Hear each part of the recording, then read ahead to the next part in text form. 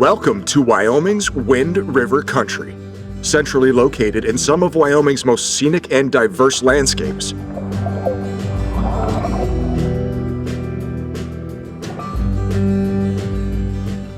Wind River Country is magic for those looking for quiet, quaint, laid-back leisure and adventure. We like to come up here every year. My wife loves to ride horses, and I love to fish, so it's a good balance. Coming up on this episode of The New Fly Fisher, we're exploring some of what Wind River Country has to offer. There we go. Woo, fun. And looking back from today at what the region was like, what it is today, and just what might the future bring. That's a great technique for this time of year, just because water's a little colder. That's fun. That's so fun on a hopper. It's perfect. You were doing the same thing I was. I said, well, heck, the dry fly's under. Maybe the fish is on there. Okay, see how that branch is sticking right out? That was perfect. Oh, he's a big fish. Oh my gosh!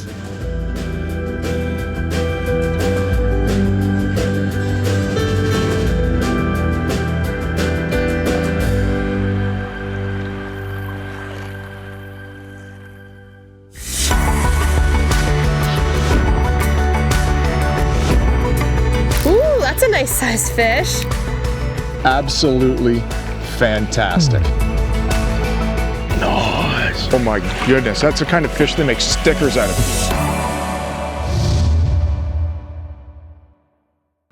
The New Fly Fisher is supported by Wind River Country,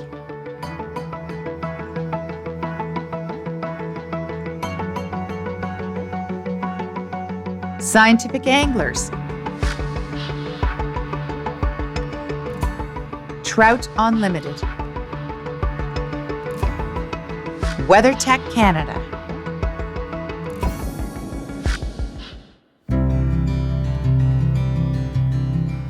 We at the New Fly Fisher have a wonderful history with the Wind River region of Wyoming. Having experienced the fishery years ago, we look forward to returning to the rivers of the Wind year after year. That is a beautiful cutthroat. And there's good reason for that. Buddy, wow. That is that's what you come here for, eh? Yeah, that's what we're looking for all day. Awesome. The fly fishing opportunities in Wind River Country are seemingly endless. Gorgeous brown trout in high mountain streams just outside of Lander, Wyoming. On a do-it-yourself.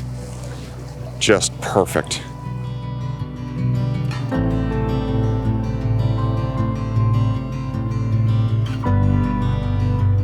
Towns such as Dubois, Hudson, Lander, Riverton, Shoshone, and the Wind River Indian Reservation are your home away from home to access the excellent rivers in the region. Right across Wind River Country, there are incredible places to stay, go, adventure, and of course, fish. And the history of the area is prevalent in all towns and villages in the Winds.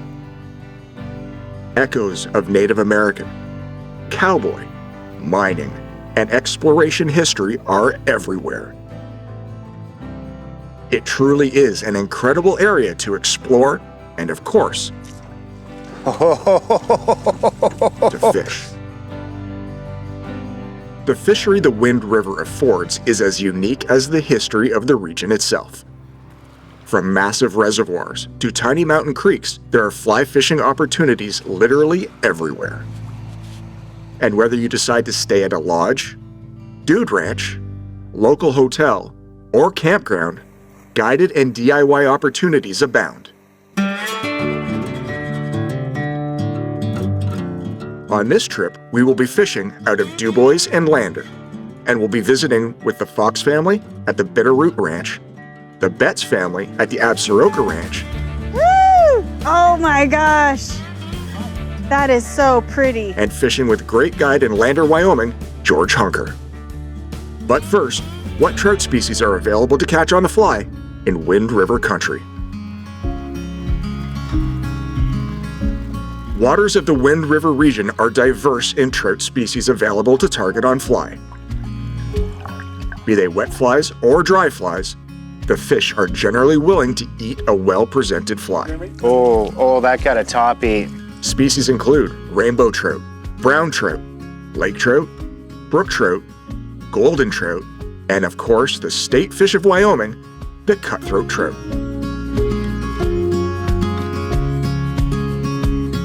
We begin our Wind River adventure on the Bitterroot Ranch with Bayard Fox and his family.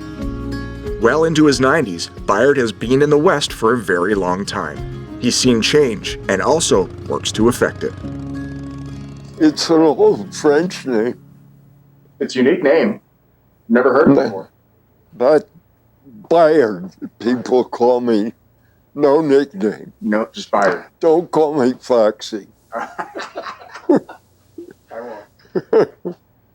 Well, I am 94 now, and I first came to this Pacific area in 1971 when I retired from the CIA and bought this ranch.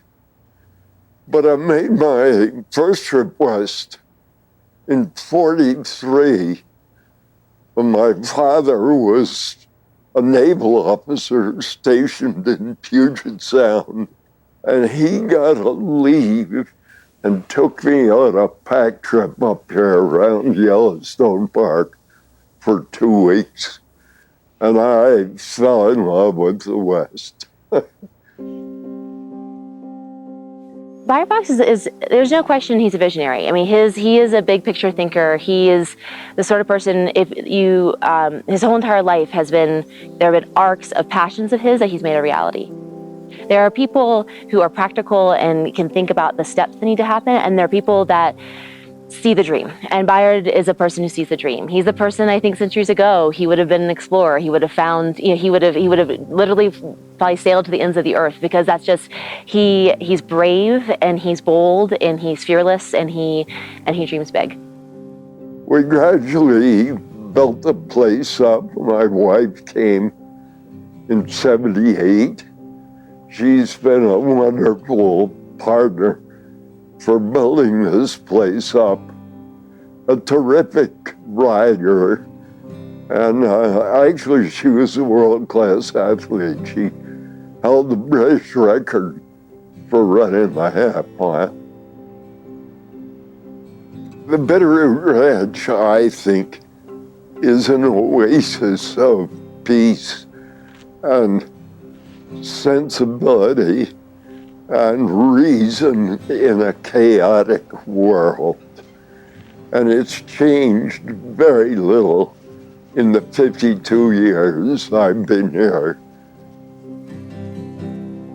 There is small town charm. Whether you find Dubois, or you find Lander, or you find Riverton, or you find Pinedale, it is local people, local businesses who meet you, remember your name, and want you to come back, and will be happy when you do. And then from those small towns, there's easy access to well-maintained Forest Service roads leading into really beautiful and pristine environments. And I think that the local culture around here is one that really, really does respect the rivers and respects the spaces. So things are kept clean, and there's not much pollution, and it's really, it's something that is rare and rare in the world. I really do believe that, and I think that people when they come here once, they often come back because they feel welcomed. They feel welcomed, and it also feels undiscovered. We're surrounded by game and fish property, national forest, Indian reservation, and it's totally protected from the outside world. There are fewer and fewer places in the world where there is so much preserved land. And you come out here, and we're at the end of the road for the National Forest, and we're surrounded by public land, and we'll go on rides and go on hikes and go out fishing. And there are so many times where you look around and you can see nothing for miles that's man-made. And that's, pretty rare in this day and age. So I think it's a real, true escape for people from kind of just the pressures that we all exist in the modern world. We've got terrific horse herd, that my wife especially is built up. And often we get couples coming where the husband doesn't want to ride, but he can fish, and the wife has wonderful riding opportunities. We've set up the rides so that everybody has a group appropriate for their skill. And my wife is an expert at assigning the right horse to the right rider.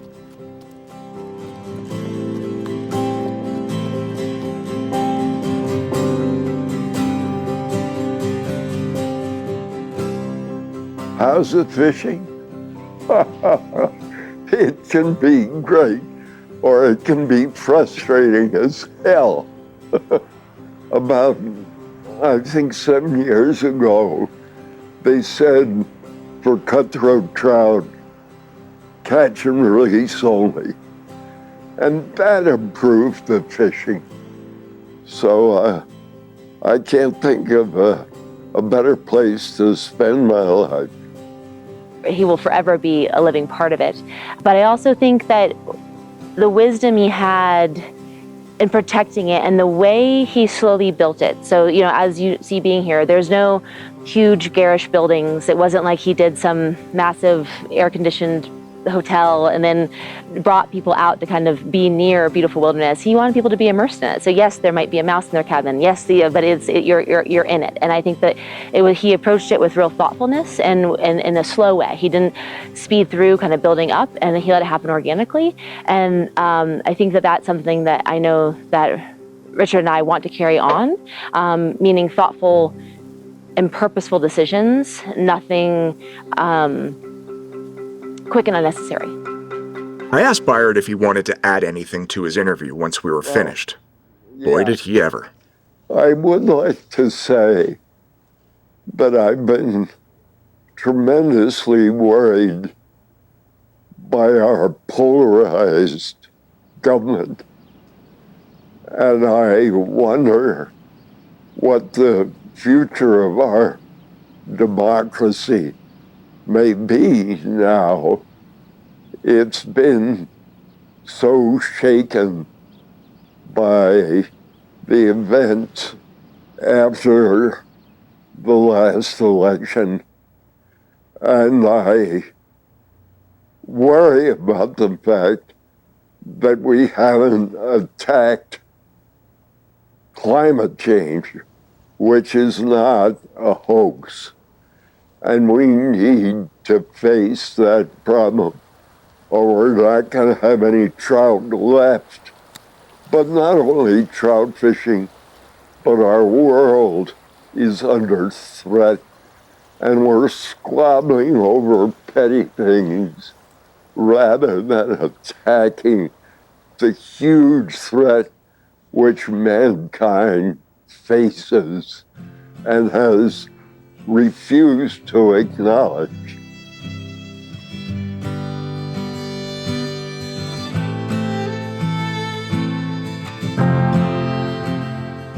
And the Fox family afforded me the opportunity to fish their little piece of heaven.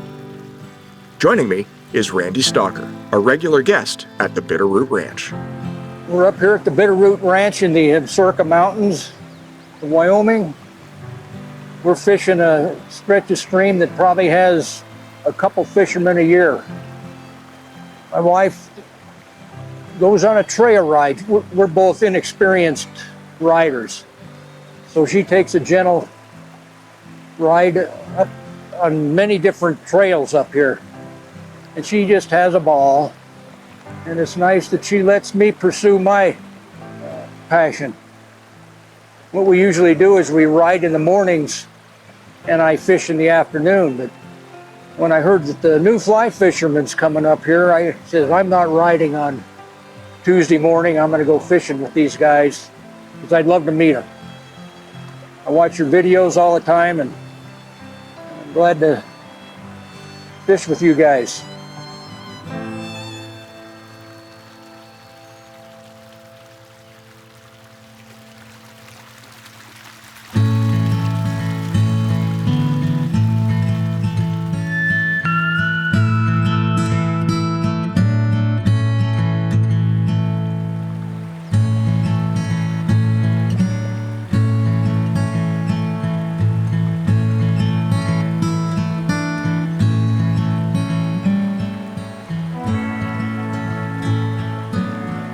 Nice.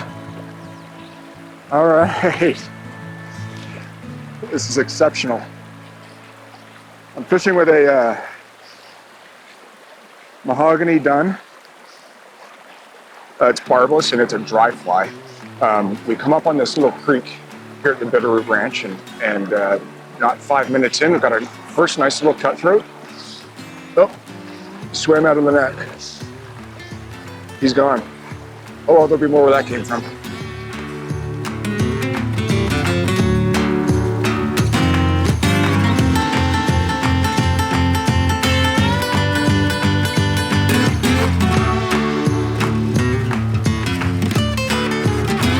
What a battle with that tree. All right, moving up.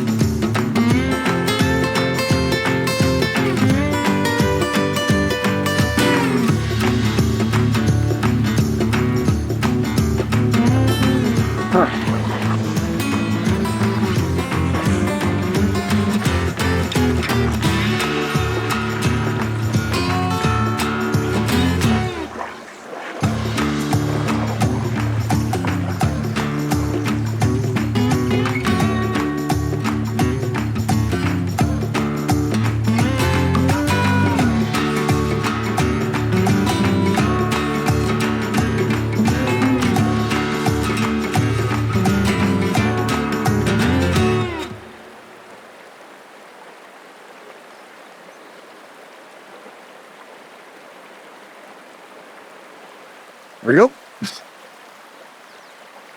Whoa, downtown. I knew it was just going to be a matter of time before I found a pocket that would hold one. Now, gonna get this guy to the net. It's faster water.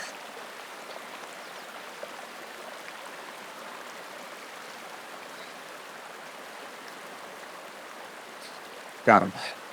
You know, it always makes me nervous when you catch a fish in the first 2 minutes. And I did that, and then it went quiet for a little while. But it seems like these cutthroat are hanging out in these little tiny pockets out of the fast water, which is typical. So I've got a mahogany dun, dry fly. It's a little wet right now, barbless. And I'm gonna stick with it because I've been here for 10 minutes and that's 2 cutthroat already.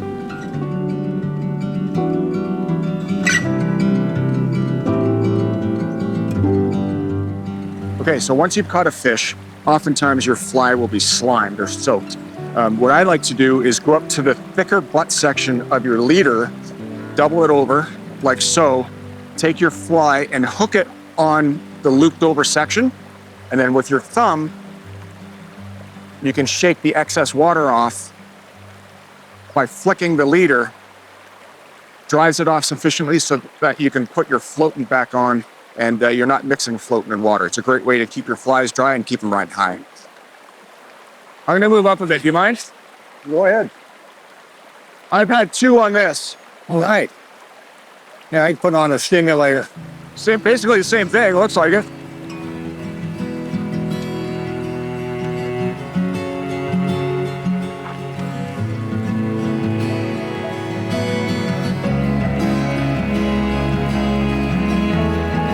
All right, the mahogany seems to be doing the trick for sure.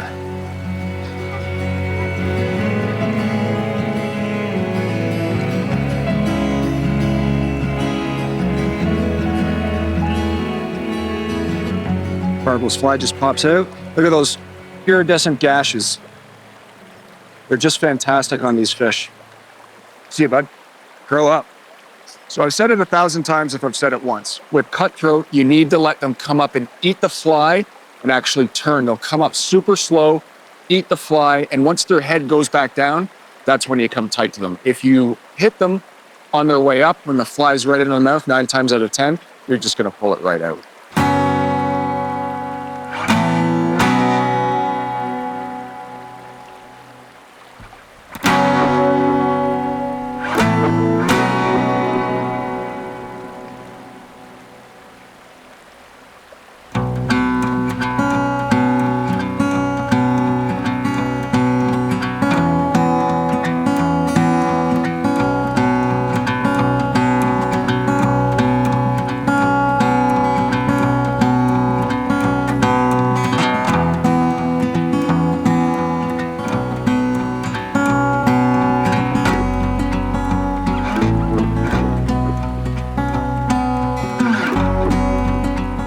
This pool looked way too good not to have fish in it.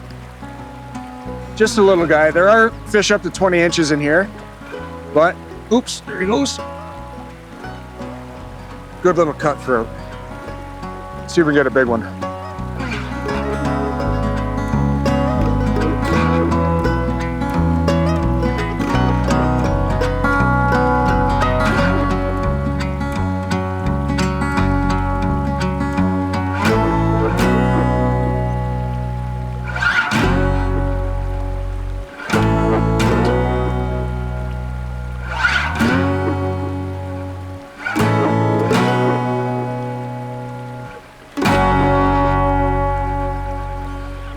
All right, I'm moving out.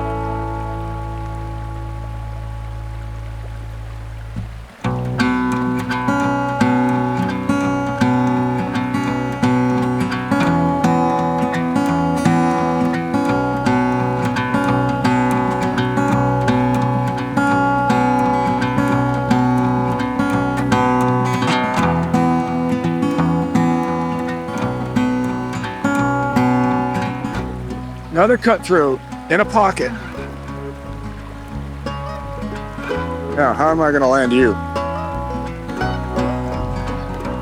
I'll just swing you into the softer water.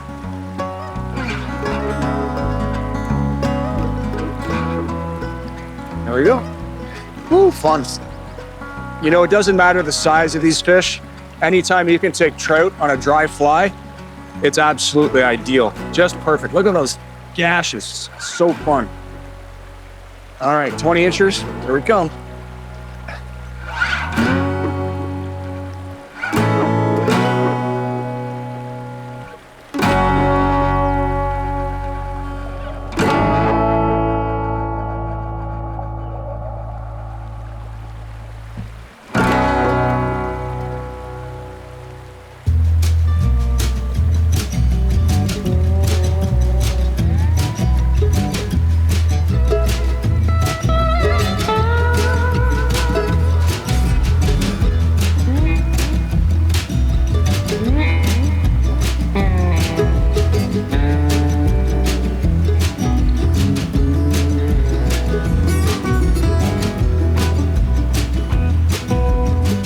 So I saw this fish surface just behind this rock, and I placed this big mayfly right where I thought I saw him, and he came up and ate it.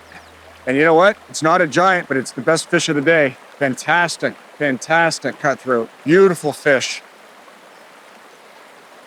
Now, I'm in a bit of a curious spot here to let this fish go. Because there's a chute here and a chute here, what I'm gonna do is I'm gonna take a step forward, and I'm actually gonna let the fish go behind my legs, which will create a back eddy. That way, the fish isn't gonna get whisked away out of its pool. So, legs together, fish out, fish behind me, and there he goes, back up into the pool. Perfect.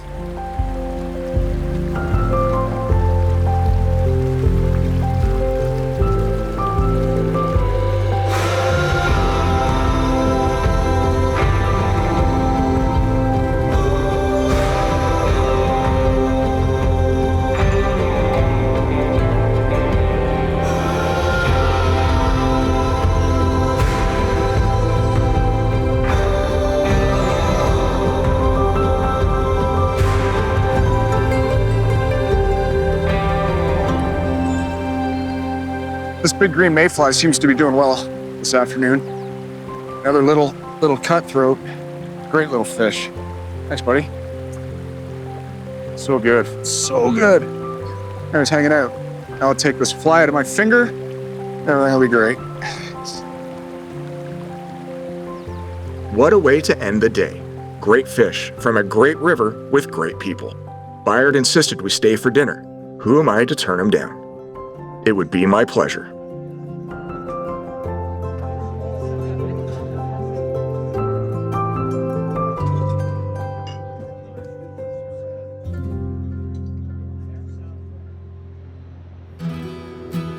The next day, we drove into Dubois, Wyoming. The Betts family have been staples in the community for generations.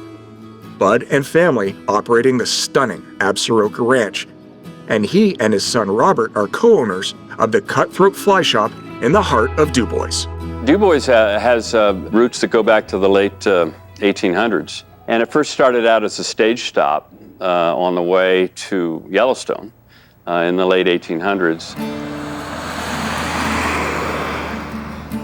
But over time, over about the last 30 years, Dubois has turned into really an authentic tourist town. Not in a negative sense. Everybody thinks that tourist town, it's full of crowds and ticky-tack things. I don't think Dubois is that way. And if you look at downtown Dubois what it looks like, it's really an authentic, cool-looking little western town surrounded by mountains, great rivers, great outdoor amenities. Dubois is a special oasis, I've always called that. You can drive up 3-4 different valleys and get a different experience each time you drive. I was really lucky to have grown up on the Bitterroot Ranch, the guest ranch. My dad had, taken on a big passion for it when I was a kid. I moved over here in my mid to late 20s here in Dubois, and we came over here. I bought a guest ranch 40 years ago now, a guest ranch in the mountains west of town here. We built that ranch up over the last 40 years. The guest ranch is my daughter's direction in life. She runs the guest ranch along with her husband. We are an all-inclusive, so you get your lodging, your meals, and your activities all for one rate. We work on a Sunday to Saturday basis or a Sunday to Thursday basis. Usually I have people that stay all week. You get 3 meals a day. Our main activity is horseback riding, ride in the morning, ride in the afternoon. Options for hiking, options for sitting and reading a book in the aspen trees. We don't have a stream per se right on the ranch. We offer half-day and full-day fishing excursions for our ranch guests that book there, and they usually book for a week at a time. They start in the middle of June, go through Labor Day. Over time, we have developed a reputation among our guest ranch people of having great fishing opportunities where we go out for the day or a half day by vehicle, take lunches, take water and out for the day. And we're able to access all these great tributaries of the Wind on a day basis out of our guest ranch. By the end of the week, I want you to want to come back here, and I want you to feel like it's somewhere you can come and you know the routine and you know everyone here. In the meantime, I learned how to fly fish, brought those experiences over to Dubois. We included fly fishing as part of our package for our guests. And so we transferred that to this shop when we bought the shop, my son and I, when we bought the shop about 5 years ago. The fly shop is full-service fly shop. We have all the gear that you may need, especially for walk and wade scenarios. Rods, reels, nets, waders, boots, the whole get-up to get you out there, plus a lot of clothing, plus some outdoor gear as well. The biggest thing I'd say is that when you walk in here and it's your first time, we'll of course recommend that you come take a guided trip with us. Around the area of Dubois, you can expect to catch 4 different species of fish: brook trout, rainbow trout, cutthroat, and browns. Dubois in general is really special because I believe that it's a place that hasn't been found necessarily. So when you go out to fish here, you can expect that you might be the only people on the water. You might not see anybody else. And I think it's opening itself up to more visitors and people that are finding out about it, but I also think that's what makes it special and makes it a place that, professional anglers are aiming to find. I think the fishing here in Dubois has gotten better over the years for various reasons. Our Wyoming Game and Fish Department is a super professional, super well-run agency. Let him breathe a bit. Oh. Great. Thank you, my friend. Nice job. In a large section, the Game and Fish has instituted catch and release fishing in the Dubois. And 40 years ago, we didn't have that. So a lot of these streams were basically, not entirely, but somewhat fished out. And the fact of catch and release fishing not only instituted through regulation, but also through custom and culture, through the new type of fly fishing that we have, has meant that there's more prolific fishing that goes on here in Dubois. But the cutthroat are certainly active. Let's show you some flies here on the table. For anyone coming in here, our main goal is to kind of figure out what your plan is, what your goals are, what you're trying to achieve. We've been using a lot of hoppers. Even if you're not going to take a guided trip with us, or you've been here a lot and you know it pretty well, we still are going to be very knowledgeable about all the hatches that are going on. We're going to be knowledgeable about how certain places are fishing. I'd say a great standby for the whole area is the pheasant tail. What happens in Dubois, especially during the runoff, is only a few places end up being fishable. This year we had a ton of rain throughout the summer. That muddies up a lot of the rivers, but coming here, you know, we know what spots may be clear, what lakes you can maybe go to. And in general, we're trying to get you set up for however long you're gonna be here, or for wherever you're going as well. Like the last time you were here, it was... And with that, I picked up some local patterns and took Robert's river location recommendation. I hit a nearby stream to try my luck. Go. Took a little bit of time, but we finally got it figured out. Had the mahogany done on for a while, then switched to a hopper, then went something a little bigger profile than the mahogany. And I moved a lot of fish with the mahogany, so I decided, why not just go back to it? Like, you're moving fish with it, continue to use it, and a couple casts in after changing flies, I got a nice little rainbow. Sweet, that's fun. There you go. Little Wind River rainbow.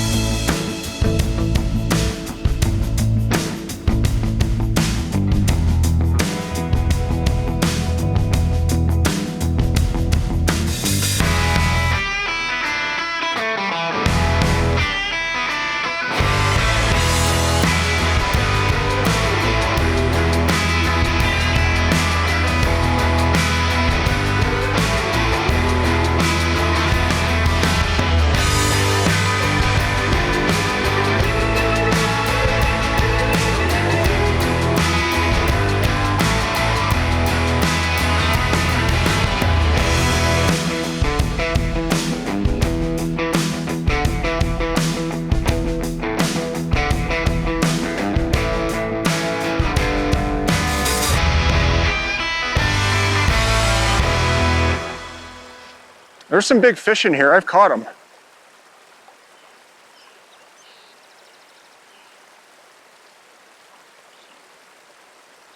That feels like a cutthroat. Kind of ate like one.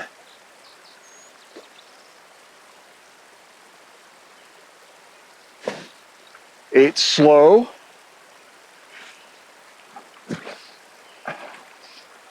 It is awesome. Yellowstone cut. Look at that gash under its throat. Spots concentrated towards the tail. Fantastic little cutthroat.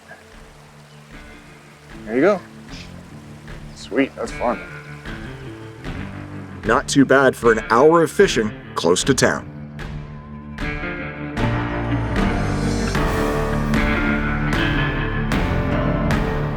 What do you have on? Do you have on a bigger hopper that you can see better? Why don't you fish that one, Mark, at the same thing that she did?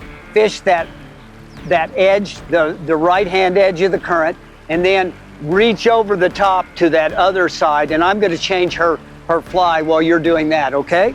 It's day 3 of our time in Wind River country. So a lot of people will cast and put it in this whitewater. And today we are tagging along with George Hunker, owner of Sweetwater Fishing Expeditions in Lander. So always put it in where you can see it on the first cast. George has been guiding in this area since the mid-1970s and knows the entire Wind River area like the back of his hand. We've had one strike on a hopper. We haven't changed. George has invited us to fish with Robin and Mark Fetzer for a half day of guided fishing in Wind River Country. Okay, let me do one last lesson here for you guys for the future when you get wind. Okay. The tighter the loop is, the better it penetrates the wind, right? And how do we get a tight loop? Tight loops are formed, all loops are formed by the amount of arc in the fly rod, okay? So if I go from here to here, I'm gonna have a big, loose, open loop. But if I go from here to here, I have a tight loop and it goes into the wind. And notice also that you can have a tight loop way up in the air here like this, and then the wind gets it. I can bring it low, I can bring it up a little bit, and I'm using the same arc in the rod. I'm just tilting that arc, you know, from here to back here. So you want to tilt, most of the time you want to tilt your arc more forward so that it finishes right over the water like that with a tight loop. So less movement of the rod overall. Certainly don't take your rod all the way down on the final cast, because that opens up the arc, which opens up the loop, which means that the Like that? yeah. And remember also, principle one, George's principle one, tip down, slack out when you take the line off the water. Tip down, slack out, okay? And if you can't get the slack out and you don't have too much wind, then roll cast it, then pick it up, then throw it. Good job. See how much better that was? Yes. Of course, the wind was helping you out there too. Okay.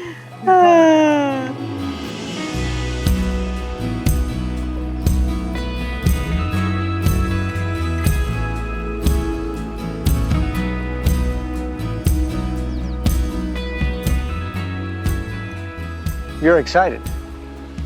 Yeah, there's one rising kind of in that bowl up in there, down from the willow. I told Mark that fly fishing, I feel like you think similarly like a gambler. You're like, come on, come on, come on, come on, come on. Hit it, hit it, hit it. And when people are gambling and you're doing it. I use the same thing, you know, like playing poker, that we're trying to maximize our chances each time we do anything. And we don't leave, and we try not to, we know that chance is involved, but we try to take the chance out of the situation if at all possible. Okay, now just watch the bobber. Okay. And hold your, What do I since do you with- don't have any, and we may have to, we may just have to hold it low, but if it stops, you Okay. know, like that, then you want to, okay, be ready here. Just go downstream or up. So I've got a pretty heavy nymph on there for a deep, good job. And if you can, strike the other way. So go down, like set the hook downstream? Yeah. Okay. I got one.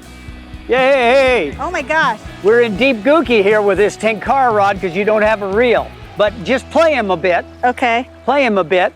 See what happens. Oh, we got a Rocky Mountain whitefish here. Really? Yeah. These are pretty. An indigenous fish, and they let us know that the water quality is very nice. Okay, So how do you bring it back in? up a little bit. Okay. You back up. Just keep backing up. And at some point, with this much line, we've got to kind of manhandle. Grab the line? We've got to grab it, but we try not to grab it too much, or else we'll break him off. Okay. But the rod is pretty darn forgiving, so, you know, I'm kind of just easing him over here. Okay. Oh my gosh. The guides in Jackson Hole were at one point promoting, good job. Promoting smoked whitefish, because they didn't like the whitefish, but the whitefish are good to eat. So what's it called? A whitefish. It's similar to a grayling. Okay. Yeah, similar to a grayling. And you see, it has a really tiny mouth. Oh yes. Yeah. Yes, it has like pointy nose. Yeah. No touching. You don't touch fish? You don't I try kiss not fish? to. Okay.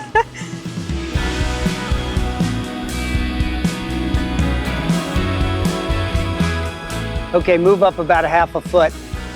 And now try a little bit to the left of the butt of that log in that brush.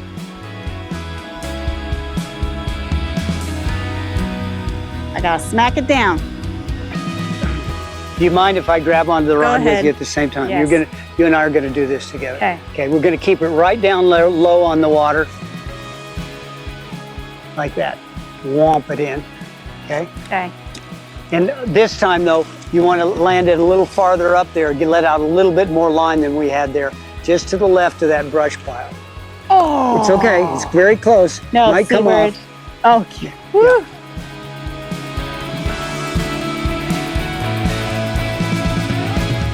Oh, it's a little This guy. one looks like a trout, probably. I would think this would be a trout.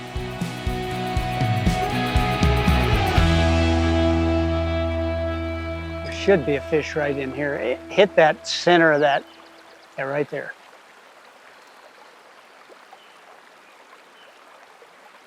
Stop. Oh, you got one. Good. A good fish, too.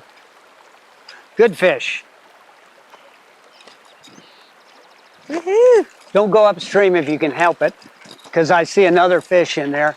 And yeah, keep him, if he wants to go under the bank, then slant your rod and keep him pulled out. And you can, if you want, let him go down here.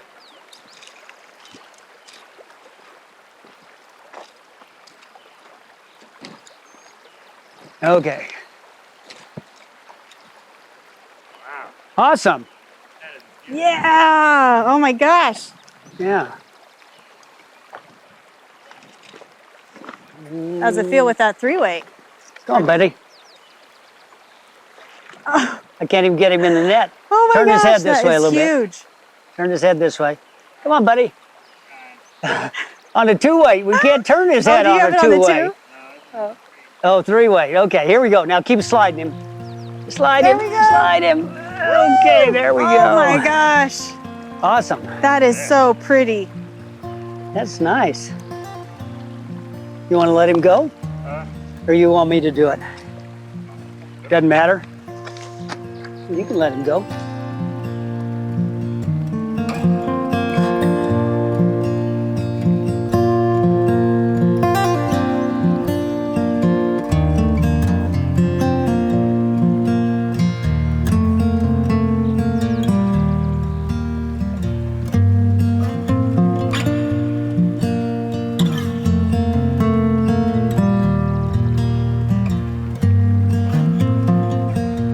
Well, that was well done, and the drift was good. Is that it over here? Did it slide all the way over? Is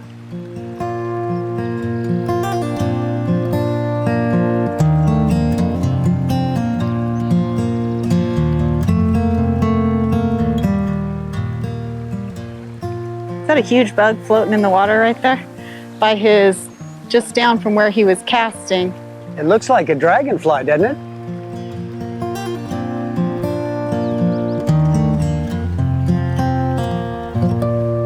Okay, both of you are trying to cast fairly high out in front to be delicate. And when we have wind, when you leave the cast pretty high up, it affects the cast more and moves it more. So in these situations where you're feeling quite a bit of wind, you want to just stop that cast low, real low, and even splash the dry fly down. Even splash the dry fly down. So it would look like, you know, it would look like that as opposed to leaving it up in the air like that and drifting. Yeah. So I noticed both of you are doing that. The other thing, if you noticed on the last cast, you were, this thing goes back that way. And so you were trying to mend the situation out of there. If instead of trying to mend, you throw it up and then you just reach and take all of that slack off of that hole, you know, I'm just reaching out there and keeping that line off of that hole rather than every time you mend with line here like this, it brings the fly back over this way out of the place where you wanted it to be. So work on that. We call that, I don't know, watching the drift and line control. But you know, a lot of times you don't have to mend that thing. There are a lot of people that have gotten in the habit of the first thing they do, as soon as that fly hits the water, they automatically min. And that's a bad habit to get into. Especially the smaller the stream you're in, you want, that fish is gonna a lot of times hit within the first, instantaneously almost. And if you've already minted it, you pull that fly away from it. So, throw it in there and just see what happens. See what happens to things. Thank you. Okay, we got that. Yeah. Okay, we're gonna leave a bunch of rods right here. Let's leave those rods right here and let's you and I go on up here.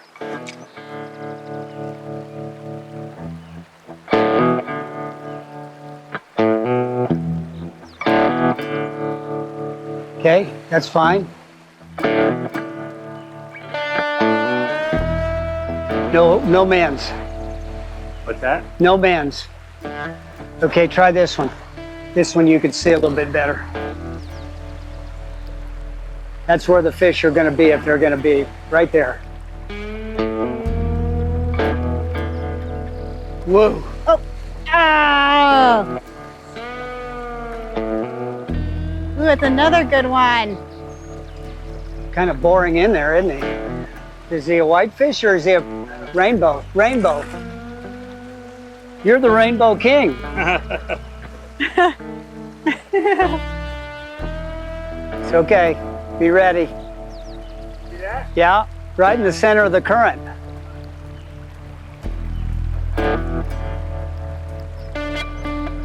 See if you can get one about a foot to the right of that, more on the edge of the current rather than the center. Good one. But I'm going to get the Tenkara set up to put it in this thing. So kind of in that shadow, yep, under those willows. Good job. I'd written that one off already. But Mr. Persistence, Yay! Thank you for being delicate with these guys.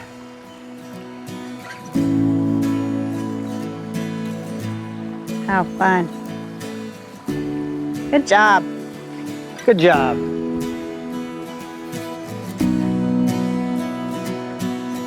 I love mountain fishing.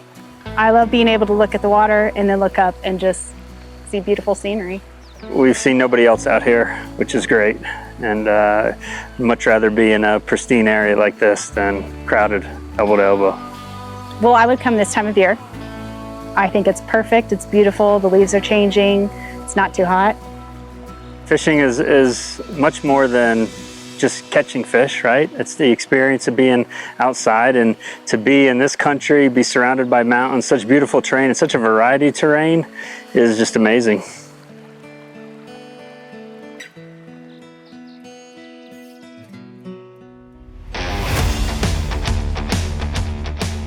Equipment for this Wind River fly fishing adventure is as follows. We are using 9-foot 4 and 5 weight rods with matching 4 and 5 weight forward floating lines. Reels were mid-arbor. Leader setup was 9 and 12 foot tapered 3X leaders with 3X and 4X tippet. Dry dropper was the choice of flies. It's our final day fishing in Wyoming's Wind River country. I've seen a rattlesnake here too, but I don't usually think of this as rattlesnake country. George has invited me to join him on a river close to his home in Lander. Who am I to say no? When I started, I was the only guide on the east side of the Wind River Mountains, and the fishing was fantastic, and we thought we had everything to ourselves. And the fishing has really held up pretty good, but some years we say, is the new amount of pressure that we're receiving affecting the fishing? And whether or not that's the case, it affects our attitude towards the fishing. We do see way more people fishing in our local area. Not always are they as respectful as we would like to see. If you saw somebody on a lake, to respect them and to respect the wilderness, you should just avoid fishing there completely. and make yourself completely scarce. And your tent situations, all that sort of stuff should be well removed from lakes and trails and streams. In the front country here, like they do in New Zealand, you shouldn't just jump ahead of somebody. If you're going to fish that stream, you should follow at a respectable distance behind them so that they never know that you're there.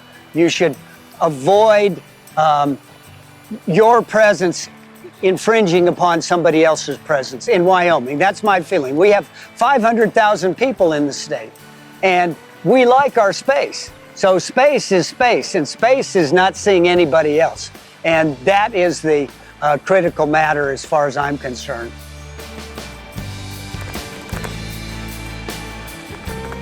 Then again, the best thing about the people of the area, and one of the reasons that you want to be here, is that in any situation, you'll have support. Wyoming is at least 50% federal lands, BLM and forest and national parks. And so all of that land is public. So 50% of the land is public land. In Wyoming, the bottom of the river is still owned by the owner of the land.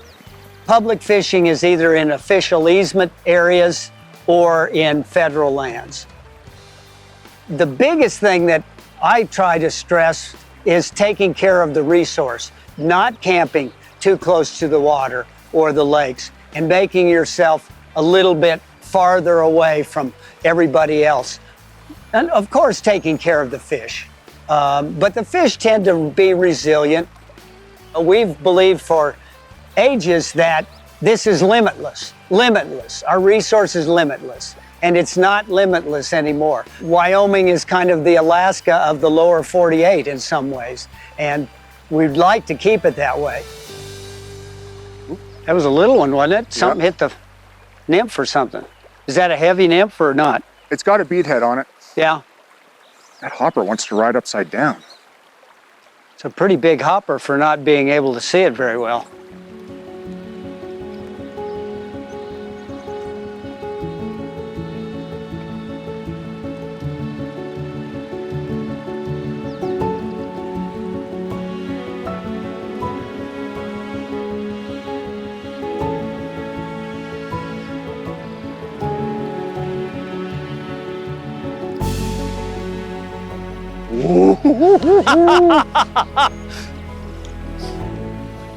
You want to net this guy for me?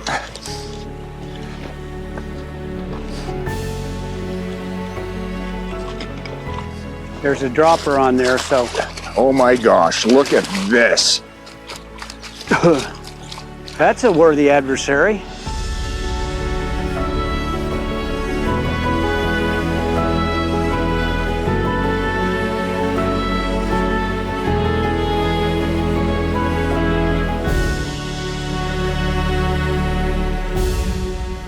As you get farther and farther up, I would expect that our chances are better.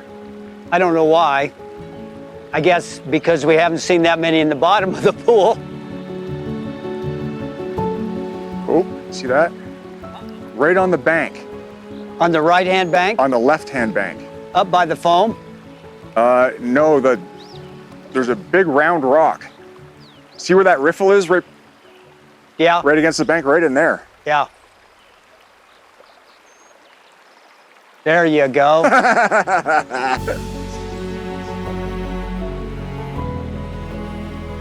Not the one we're looking for, but we'll take it. I always like to see a variety of sizes. Absolutely.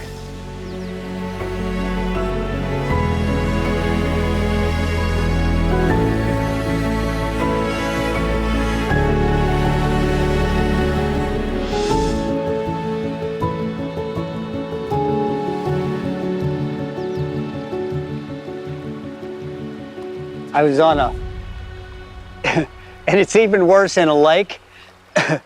I tried not to fish this way, but I was in a lake in the Wind Rivers and there were a bunch of golden trout over the drop-off. Good cast, be ready. Bunch of golden trout over the drop-off and they keep milling around, backing around. They're not feeding on the surface, but I tossed a big, like a stimulator out with a small nymph underneath, and that really was like watching the clothes dry because there's no current. You got a market on those little guys, don't you? Yeah, I do. All brown trout so far. Occasionally we'll catch a rainbow in here, but not very often. Come on, guys. Come on, big one. We need some surface action.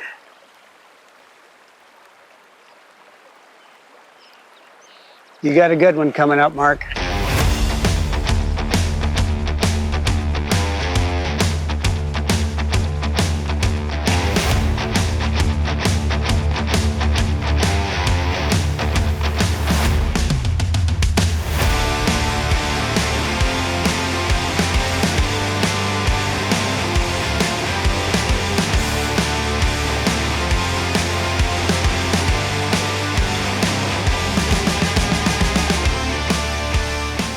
Here's a good one. Oh, yeah. Good one. Big rainbow. I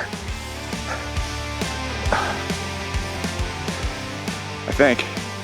I don't know what it is, but it's a big fish. I've got 4X on here. Come on, buddy. This run looked just too good not to have fish in it. And worked my way up, and I think he came out of that slack water there.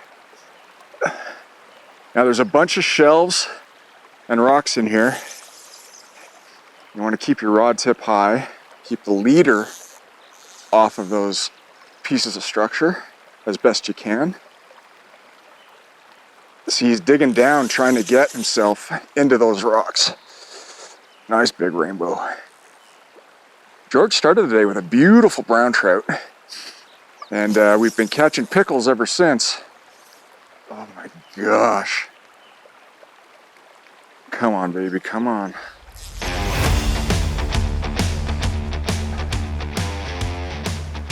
Finally found a worthy adversary, yes, eh? Yes, sir.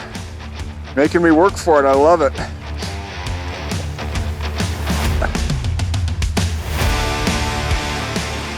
Oh my goodness, That's what a big fish. rainbow, man. That is a big rainbow. Big rainbow. Oh.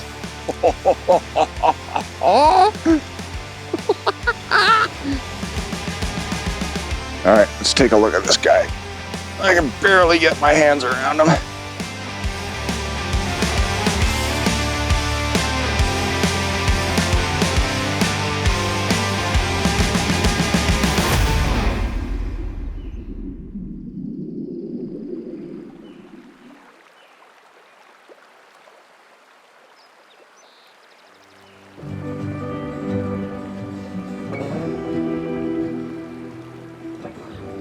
That's where they should be, but they don't seem to be there.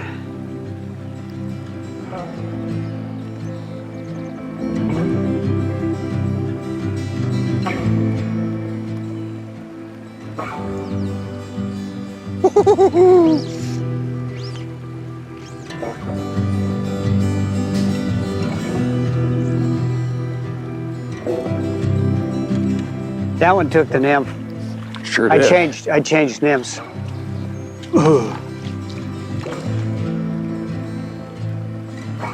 And that hopper was in that same position, but he didn't come for the hopper.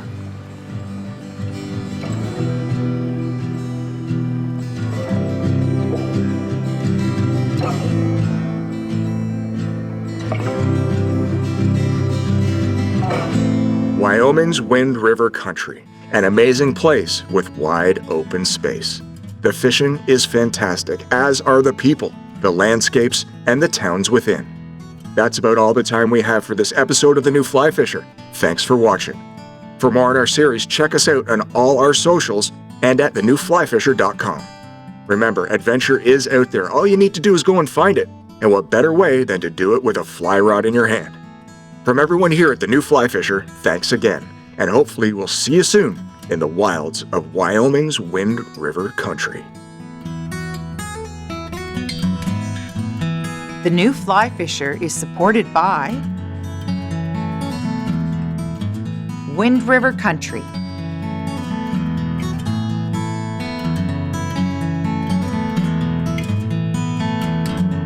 Scientific Anglers,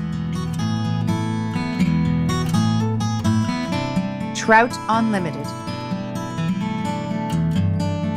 WeatherTech Canada,